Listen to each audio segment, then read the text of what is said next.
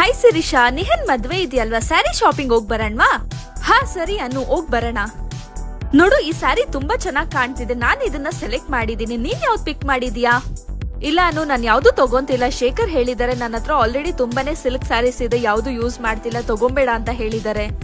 ಓ ಅಷ್ಟೇನಾ? ಅದಕ್ಕೆ ಯಾಕೆ ಯೋಚನೆ ಮಾಡ್ತಿದ್ದೀರಾ? ಮಲ್ಲೇಶ್ವರಮಲ್ಲಿ ಪುನೀತ್ ರೇಷ್ಮೆ ಸೆಂಟರ್ ಅಂತ ಒಂದು ಶಾಪ್ ಇದೆ. ಅದ್ರಲ್ಲಿ ನೀನ್ ಹಳೆ ಸೀರೆಗಳನ್ನೆಲ್ಲ ಕೊಟ್ಬಿಟ್ಟು ನೀನು ಹೊಸದ್ನ ತಗೊಂಡ್ಬೋದಲ್ವಾ?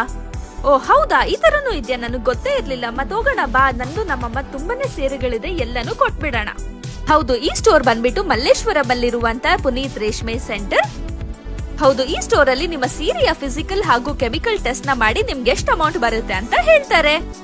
ನಿಮ್ಮ ಹತ್ರ ಇರುವಂತ ಹಳೆ ರೇಷ್ಮೆ ಸೀರೆ ಅರ್ಧೋಗಿದ್ರು, ಡ್ಯಾಮೇಜ್ ಆಗಿದ್ರು ಅಥವಾ ತುಂಬಾ ಫೋಲ್ಡೆಡ್ ಆಗಿದ್ರು, ಯಾವ ತರ ಇದ್ರು ಅವರು ಪರ್ಚೇಸ್ ಮಾಡ್ತಾರೆ.